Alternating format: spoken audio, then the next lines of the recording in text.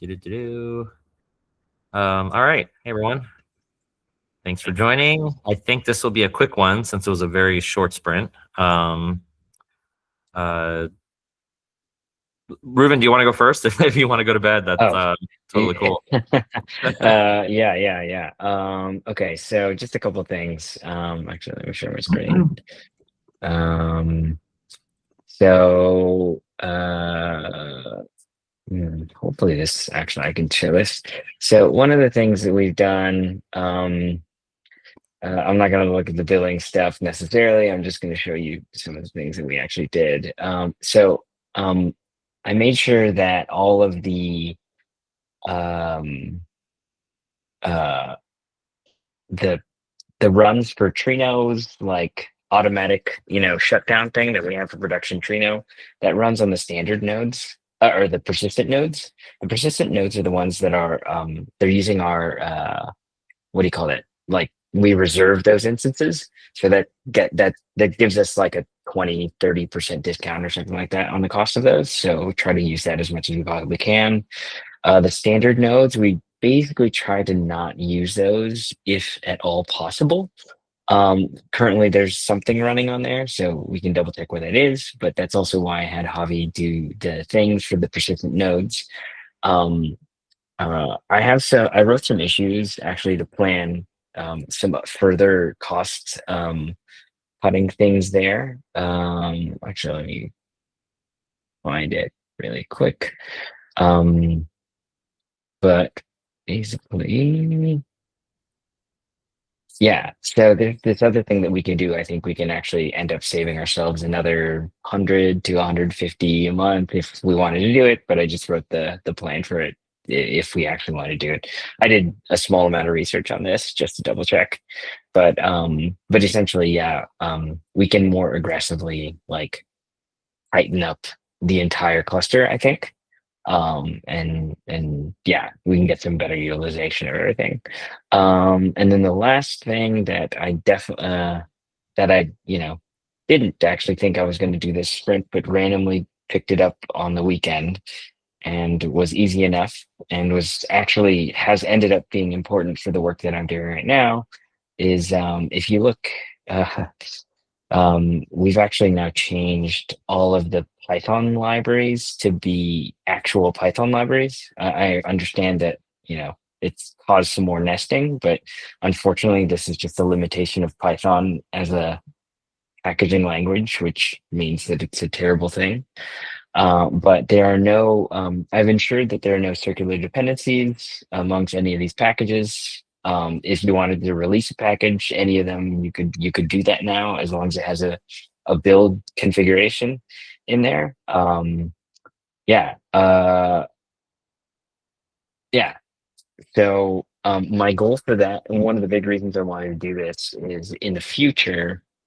Um, I would like it so that we build each library independently and only when things have changed. So this is preparing for a world where we have something like a Bazel. I'm not saying that we commit to something like that right now at all, but something that would be able to actually um, only build the things that change for us, so that we don't take 20 minutes waiting for CI to finish.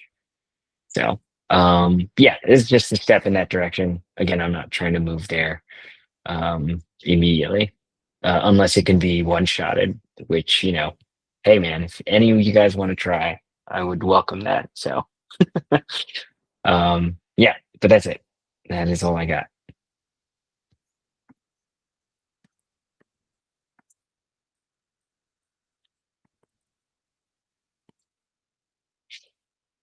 You want to show us the CSV stuff, Ikra? Yep, I will share my screen. Screen.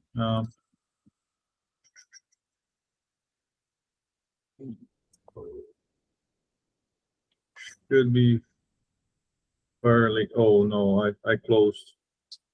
Uh, let me open one sec R2 just to you know have everything prepared. The proof. Okay. Let me share again.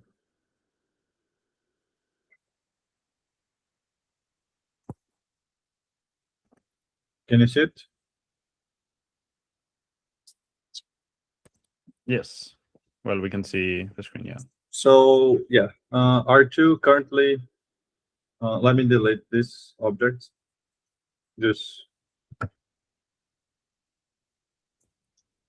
so now when you come here to data catalog, and you come to new data set, you'll have a new option. I don't know. I had made it this name, but yeah, we can change it. File-based models, and let me create my new data set.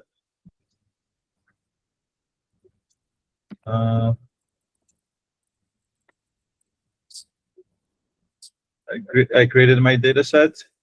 You can come to the tables, and you can add a new table here.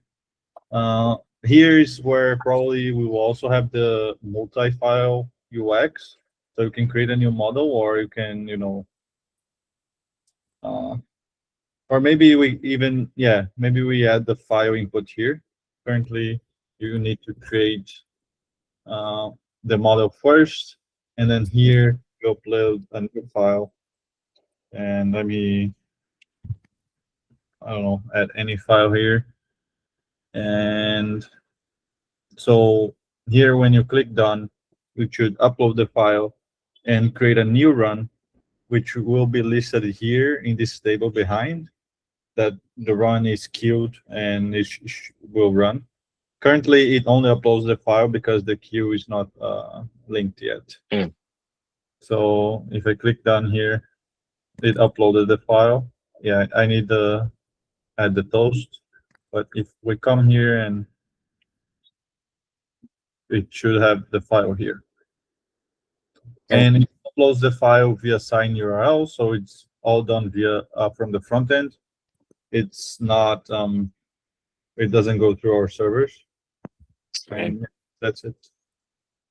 Question: are we assuming that we'd be able to like render this data? The upload's not ever going to be that large since it's on the browser. So I'm curious if we want to just render the data as we get it. Like if it's a CSV, we could render it as a table, or if it's a Parquet, we could do the same just in the browser. But I don't know if that's a useful thing. What do you mean, render? Probably Oh, you mean- quality. Yeah, like rendered as like a table, like just so the person can view it before they upload. Like if we were like, Oh, hey, I see. I see. yeah, Yeah, we could do that. yeah, Yeah.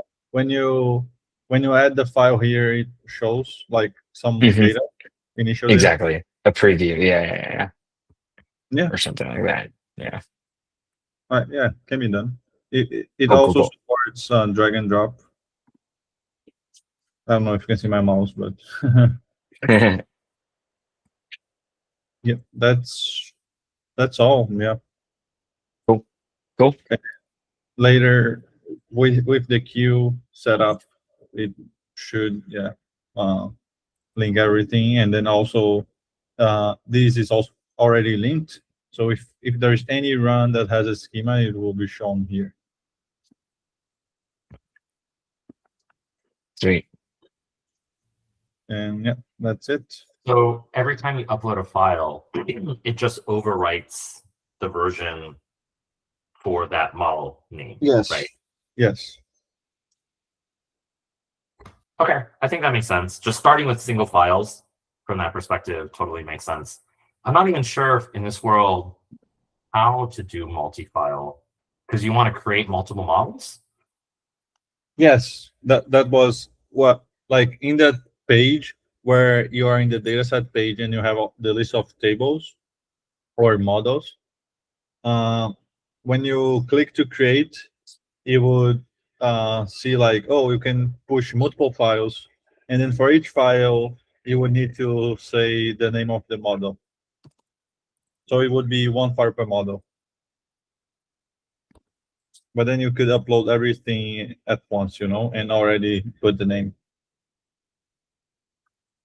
I feel like this is semi-related to the AI workflows. Like in the future, you might want an AI workflow to also produce multiple UDMs. And there's always an open question of, am I creating new models or am I overwriting existing models? I think it's the same kind of UX paradigm that we kind of have to solve. I'm curious if you guys, including Javi, if you guys have thought about what that would look like. For multiple files in AI, yeah, I didn't think about even for multi overwrites. Yeah.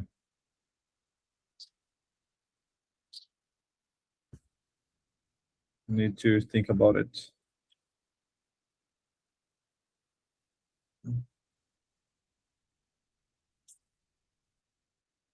Yeah, we don't have to solve this now if we don't have any good ideas. I think single file is fine for now. Just a random thought. I could see a like tab UX where I have multiple models in tabs, like VS Code, and you can go back and forth between them fast. And this way, yeah. the AI can have all the context.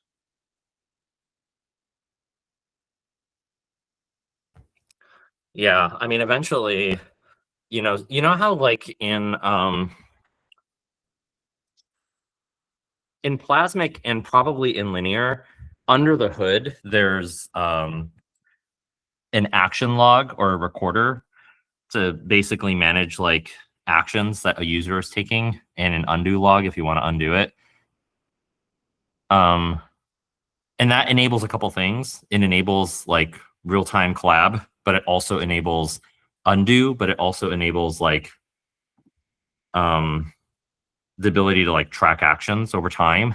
And I could imagine like we might need something like that to be able to support easy sorry,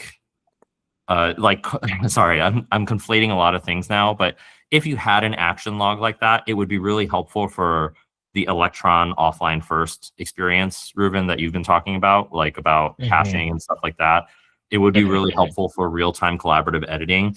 And it would be really useful for like batching actions that an AI would do, and then like reviewing those actions and like reconciling them across, so I don't know, like we don't have to do it now, obviously, but like in the future, I can imagine we might want to do that. I don't know what you guys think. Yeah, one idea with this action log is actually that we wanted to do in Plasmic is to have a general interface for actions. So everything you do would be an action. So you can see how that would map, for example, for in Linear, the omnibar. You can list all the actions the user has access to, and you can also, with a single interface, the AI can create a list of actions to do. Yep. And you execute them sequentially for an output at the end, Yep, exactly. Which is not that far off from what we currently have in the OSO app client. It's just instead of a method on classes, you have like a message-based interface where you have structs that basically define each function call if it's a write action. Exactly. Yeah.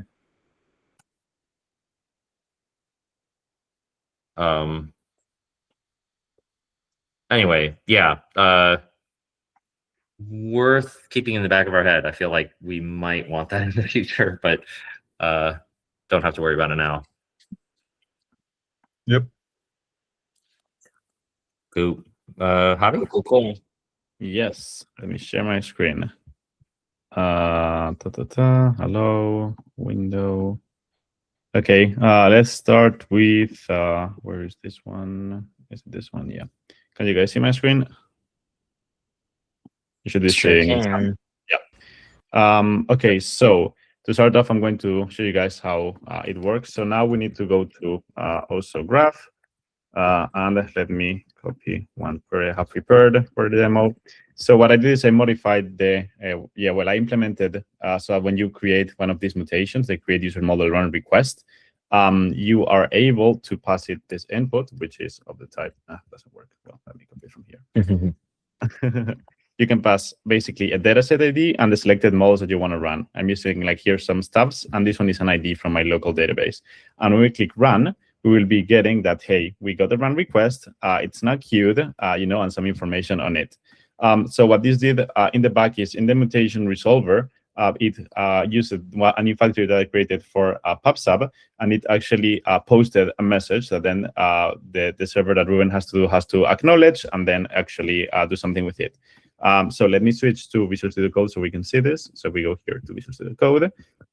If we go here and I copy this command, what I'm doing is like basically in localhost 8085, the emulator is running.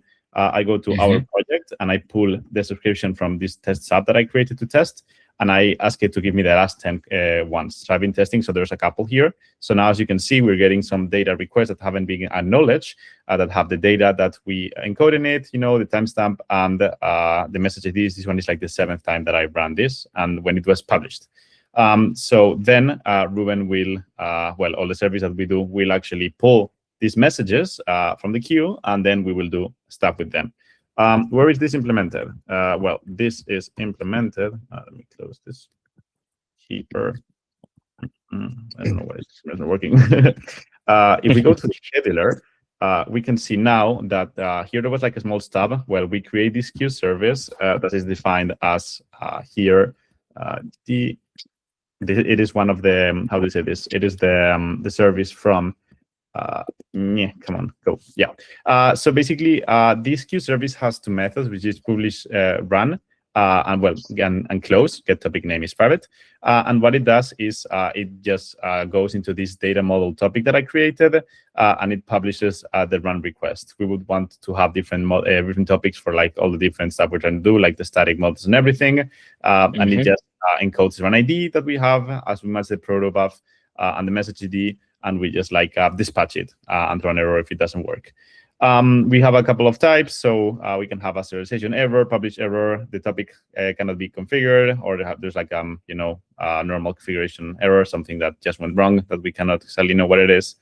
Yeah, this is like the code. Then I modified here the package JSON, which these new scripts, which is proto code gen. I put everything now in lib proto generated, trying to more or less match what GraphQL was doing. I'm using the proto compiler from protobuf instead, and then I'm passing this protogen TypeScript plugin, which will output the TypeScript one. And then we also have the PubSub start, this is actually creating the emulator instance that I'm running locally here. Here. And we also have this setup, which I created a small script that just basically creates a subscription and some topics on the emulator. We can do this bash, we can do this JavaScript. This is just something quick to test, but yeah, I need to find the best way to do it. You don't have to worry about that part now, actually, because I have now built that into the async worker thing is just gonna like declaratively initialize all that. So yeah, it should be okay, I think. Cool, sweet, So, awesome. I'll remove that. And yeah, mainly that's what I've been working on. Next steps is I only have it done for like this run request that we have done. So we want to like do it, here, for example, this is how it's working for create a run request. And we will want to expand to the other types that we have to actually implement this queue. Cool. So for the emulator, when you pass in the protobuf, I'm guessing you're not setting the schema, so you're just passing in the protobuf as raw bytes, yeah? Yeah. Okay. Cool. Yeah. Cool. I will put just other reviewers. So yeah, anything that doesn't resonate with your idea, yeah, I'm happy to change it. No. This is that's something I encountered as well, because you can force the schema to be strongly typed at Google as well.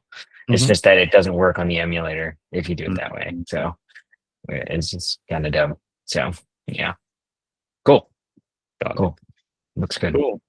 Thank you. Awesome. And yeah, mainly this is what I wanted to share for this week.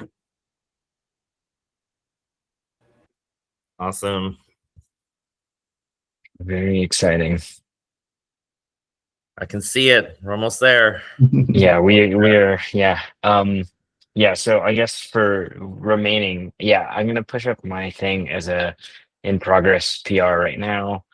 I'm gonna go to bed very soon, but yeah, yeah. There's with the work you have, Javi. Yeah. This I think we should be able to get this all wrapped up in the next day. So, which is good. Yeah. Nice. Awesome. Yeah, before going, Ruben, can you push this stuff as draft so I can take a look? Yeah. Oh yeah. It's very messy right now, but yes.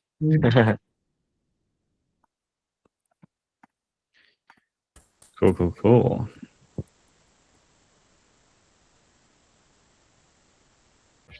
All right, Carl, you want to close us out?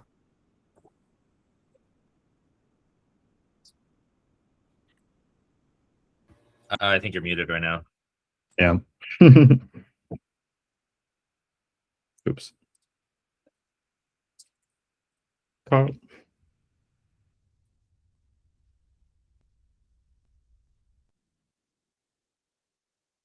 Oops. You're muted, Carl. Sorry. Carl? Yeah. Sorry. Let's try again. Can you hear me now? Yeah. Yes. Pushed all the buttons, just not in the right order. Cool. So I was in the middle of trying to finish up this analysis. I didn't quite get it to the stage where I was proud to demo it, but I will show it mid-flight. A bit of context on what we're doing here, and then I can jump into the notebook itself. So speedrun Ethereum. I guess, has anyone taken this? Happy, have you done speedrun Ethereum? I have not done it. Okay. I'm guessing Ray and Ruben, you haven't either? Nope. All right. Well, Ecro, maybe one day, if you want to learn about writing smart contracts, you can be the first person in this group to take it. Basically, it's a course that's aimed at, I guess you could say, like, relatively junior developers or people that are have been working in Web 2 and want to cross over and understand Solidity and learn how to create their first smart contracts. The way it works is that there's a pretty aggressive filter where anybody can basically sign up, and then depending upon how far you get, only a limited number actually make it to the point where they are like a graduate or is able to push some kind of a final project. And so because of that, there's a fairly steep drop-off rate, I think, among people who sign up for it and those who actually make it to challenge number 2 or 3 in the course. And I think they run, so basically once you get through, I think the first couple of courses, you emerge in kind of a smaller cohort of people that are your learning peers. And those people work on projects together, they review each other's code, they help each other learn. And from what I understand, it's been a very successful funnel for Ethereum and for getting new developers. I definitely encountered a number of people who worked at Gitcoin that had been graduates of speedrun Ethereum. Nowadays, I believe speedrun Ethereum is actually part of the Ethereum Foundation. It's part of their developer relations or ecosystem growth department.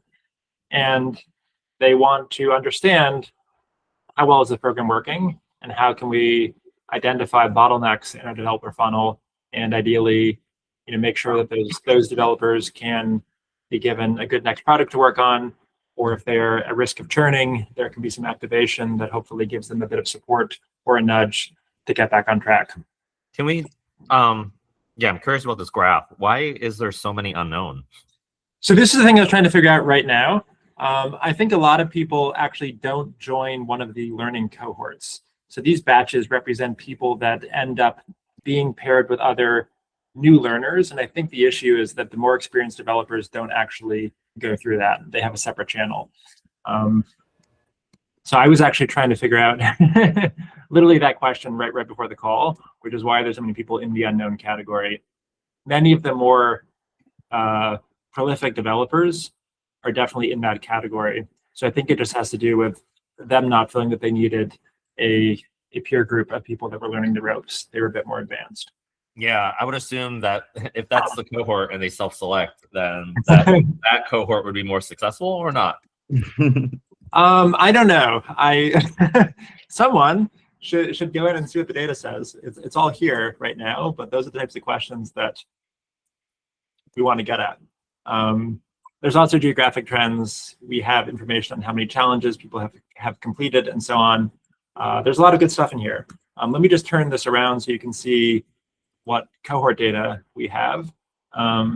Just run this. I will expose the output. So you can basically see here. Yeah, let's take a person, codename Jameson. I know this person has been one of the most prolific developers, joined very early back in 2021, was not assigned a peer group, only completed one challenge, but has been super active in the community. And then I think the extreme is that there are people who have done all 16 and they were part of some of these batches. Oh, interesting. Okay. There's a few of these that I recognize just because they show up as top developers based on how we've defined it here. In any case, there's about 2,000 people here. There's a bit more fields that I haven't shown, like who referred them. And we now have a geographic element. So I'll be bringing those back in. But yeah, this is basically the set of developers that they have. It's around 2,000 or so. Still trying to figure out what these batches mean and what you can say about it.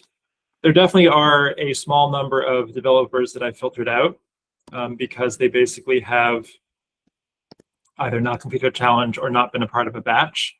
I think if we filter it, it's like 400 or so, so not that significant. But the data that I'm showing later on in this notebook does not apply that filter. Another thing that I'll need to figure out is how to actually, assign all these people to an appropriate cohort. So we obviously have the batches, but then there's also something around when they joined. And I still don't have a good enough sense about how good an indicator that is, if there are any trends. It basically appears that people are, signing up on a continuous basis. So maybe these become annual cohorts or something like that. Right now, I assign them to an annual cohort and don't do anything with the batch. Yeah, so let's jump in. Again, this is there's a lot of data viz here. I don't think it's very good, but it does show what will hopefully be possible very soon once I actually do some proper cleaning here. In any case, we could identify a cohort. We could do it by year. Let's just pick an example here. So let's take the 2022 cohort. Let's ignore the batches because those don't mean a lot. And let's look at people that have completed. In this case, it would be how many? I can't see. I think it's at least 3. Yeah, okay, 3 challenges. And so you can see that there are 448 developers that fit those criteria. We're now using push events Reuven. This represents commit activity. And yeah, we can see in general that it's pretty left skewed. So basically, many more people have completed just 3 as opposed to 5 or 6. And I think that's true throughout the distribution. The next thing, this is not a very good visualization. I essentially one-shotted this. But what it is trying to capture is where these developers started and where they are now. And we have 6 different categories. So the first category is Ethereum. So basically anyone who is contributing to a repository that is part of the Ethereum Electric Capital ecosystem, they will appear here. In terms of the ordering, next up will be Solana. So if they don't have any activity in Ethereum, but they do have activity in at least one Solana repo, they will get that tag. After that, we look at some other crypto ecosystem. So that's the number 3 in the categories. Finally, if they are just committing to a personal repo that doesn't have any tags by Electric Capital, it'll be in this category. And then finally, we have something else. It's not a personal repo. It doesn't exist in Electric Capital. It's the unknown category. The last thing I'll say about the unknown category is we do actually want to mine this for potential projects that should be one of these other 4. But for now, this basically means anything that hasn't been labeled yet. So far, so good? Yep. Okay. So this doesn't make any sense right now because the retention rates are actually, I have truncated the cohort to the beginning of the year. So basically, if someone joins in October, it's assigning them a month 0 of January of that year. So this needs to be fixed right now. But effectively, this is just measuring developer activity across the entire set of developers since they join. And I think the good thing is that what you see is that these people do tend to, like, it'd be one thing if people just came in, did the course, and then their entire public GitHub history went dark afterwards. That is not the case. And I think if we actually remove the people that's, signed up or created a handle and never did anything, we're probably going to be at around like 80% or so of developers having some GitHub activity following when they signed up for the course, which is good. That will give us like a decent baseline to compare against. I haven't wired this up yet, but the fun thing will be to look at retention by cohort. So we can look at the overall rate, and then we can compare specific cohorts and see how they perform relative to that.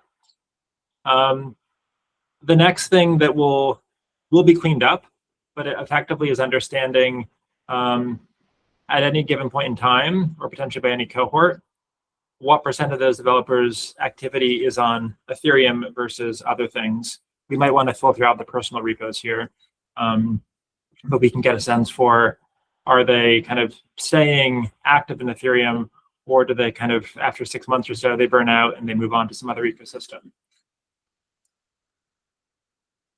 Oh, let me actually remove the filter here. I think that's why these numbers are coming in a bit lower. I will actually make it so they have to have 1 challenge. And I'll get all, okay, yeah. So we'll get a bit more here now. Okay, so yeah, we can actually see specific cohorts now. Previously we couldn't. Again, this graph is not very nice. I'll make it prettier, but ideally, like what I think you typically see actually is that there don't seem to be huge differences by cohort in terms of retention. It isn't as if like the 2022 cohort has some super steep drop off. In general, for the first 12 months or so, they all appear to be within that 40 to 60 range.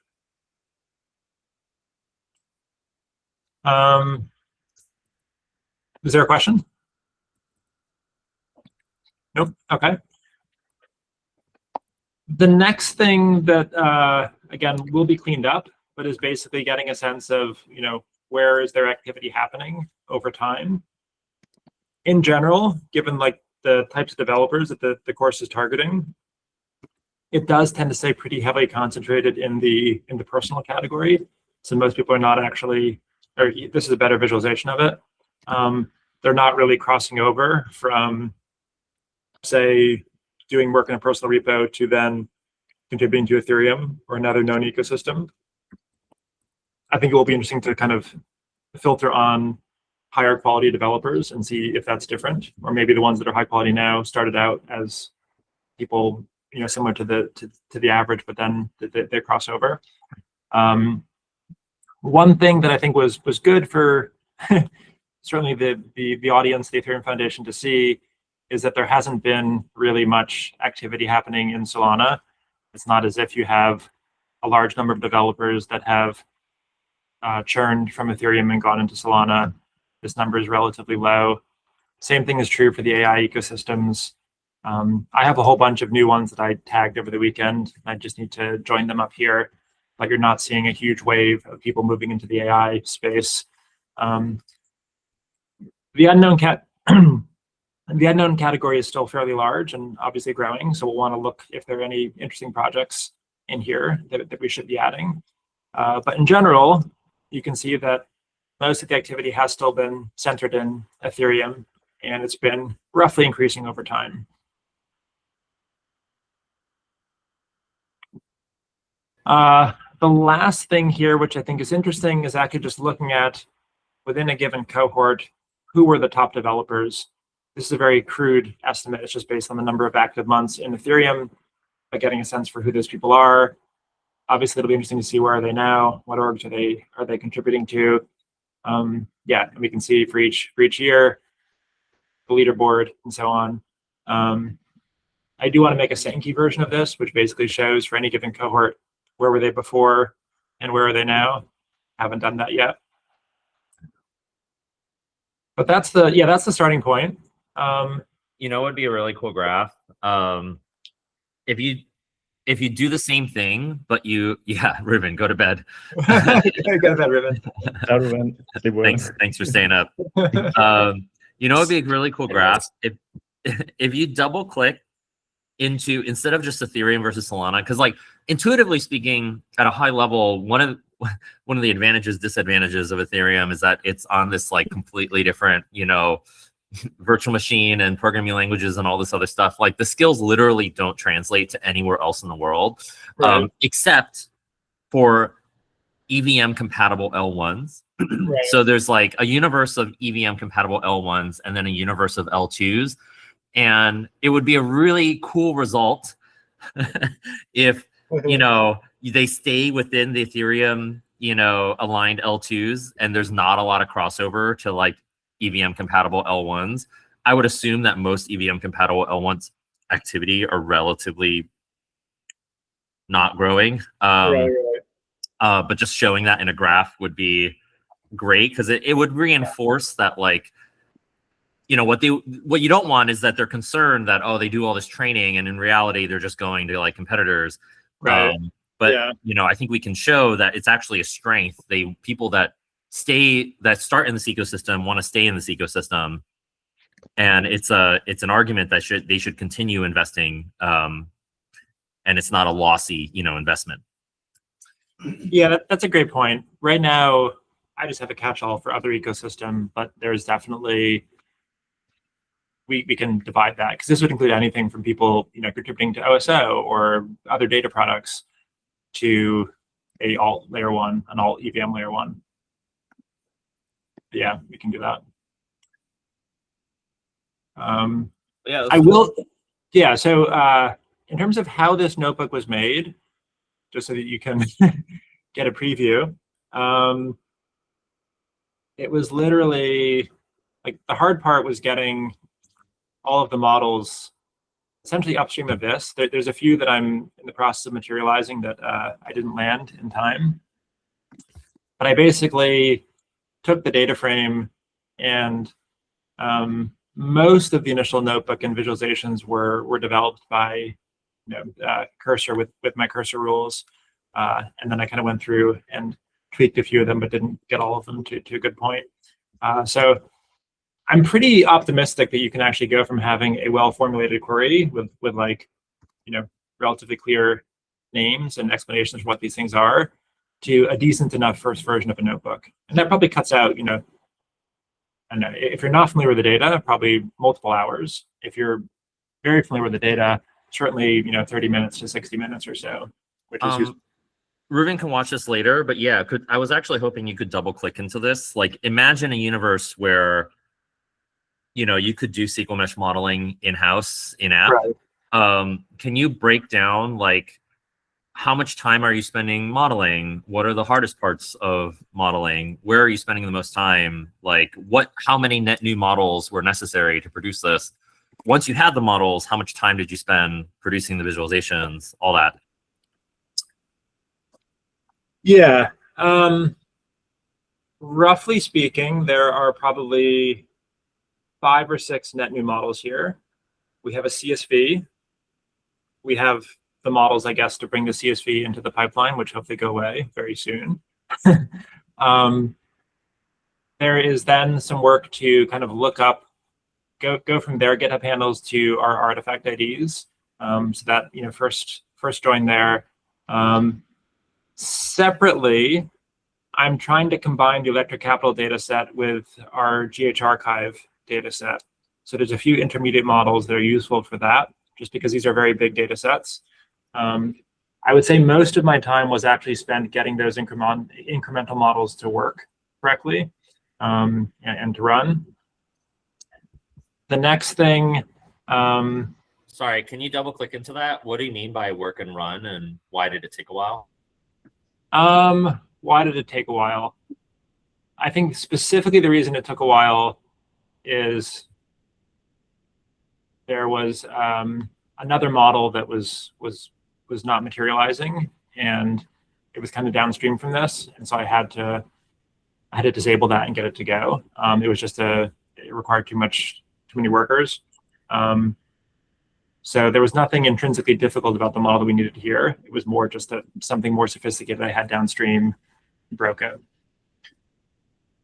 And then this morning, because of the Python refactor that Reuven did, OSO Dagster wasn't running in CI, and so we weren't able to.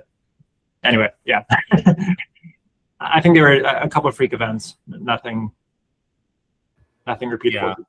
Well, I mean, if this was in app, you would bypass all of that, right? Exactly. The models themselves, if you're curious, I can show. I think there's just two that power this. Let me pull it up.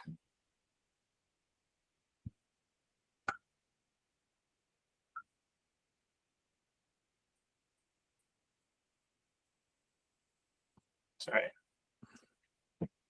So yeah, all of these are basically showing up intermediate, domain specific, DDP. Oh, sorry. This is the developer lifecycle and SRE. So basically everything is here. This is kind of the important model. It's basically just taking events and doing a filter on the users that we care about, in the same way that historically we do that on projects. And then this is the big incremental model that runs upstream of that, now using the GH archive data. So this is what, when Ken's thing lands, we'll be able to swap this out. But for now, just going to using push events directly.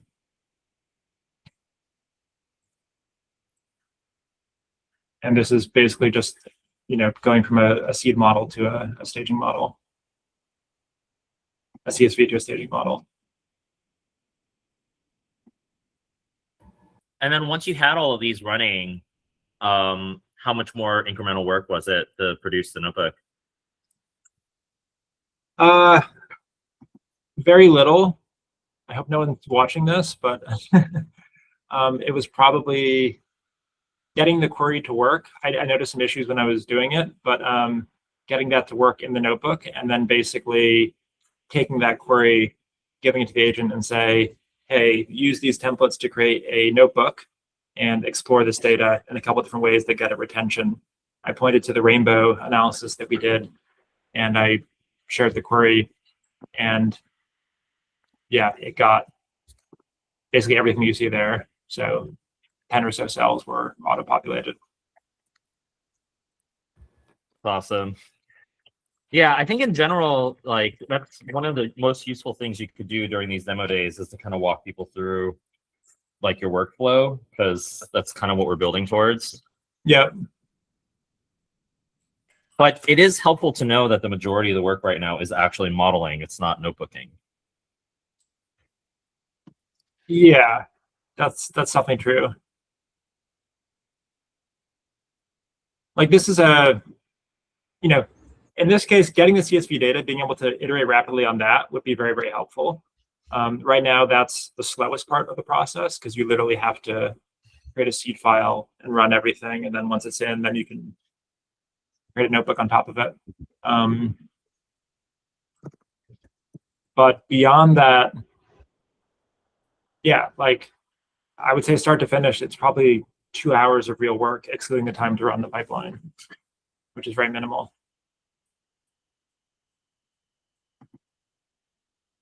Javi, Ikro, did you guys have any other questions? Nope. And the model is only the biggest issue, mainly because of the feedback loop being way longer than the notebook. Yeah, so very specifically, if you take this model here, all it's doing, or sorry, this is a CSV file. Anything that has seed prefix is a CSV file. So I would imagine we have auto staging models where I can just dump the CSV in a bucket and it pops out something like this, right? Maybe the only thing that I need to do is say, construct an artifact ID from, this is a GitHub artifact, that this username represents a GitHub artifact. Uh-huh. Right now, that workflow from start to finish is probably 3 hours because you need to create it, it needs to pass CI, it needs to merge, they need to run the pipeline, need to merge Nessie, etc. Uh-huh. Makes sense.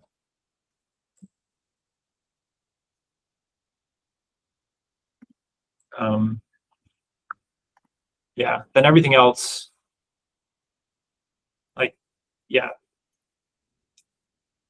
this model is very simple. It should already exist effectively. It's just our GitHub events. And then this is very simple as well. It's just a filter on the users. Yeah, and it's just very annoying to wait like an hour from developing for it to finish running, right? Yeah, exactly. I would say that's the biggest pain point. Cool.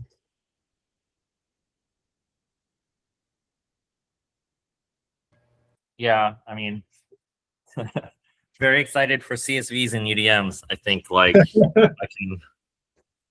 I can already see it. It would probably save you a few hours. Yeah, I think the irony is that it takes me more time to handle a 500 row CSV file than to index all of GitHub for 5 years.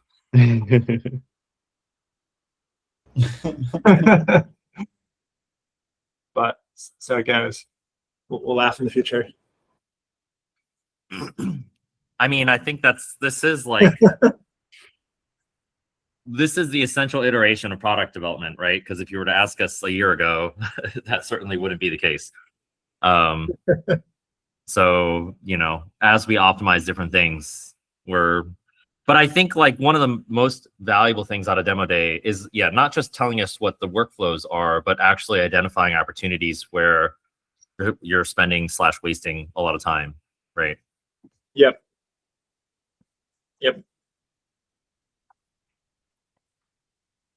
Cool. Well, I'll upload this to YouTube, send it to Ruben. Not that we need more motivators, but I think this problem is screaming at us in the face. So it's kind of cool that I think it's one of those all roads lead to Rome kind of moments.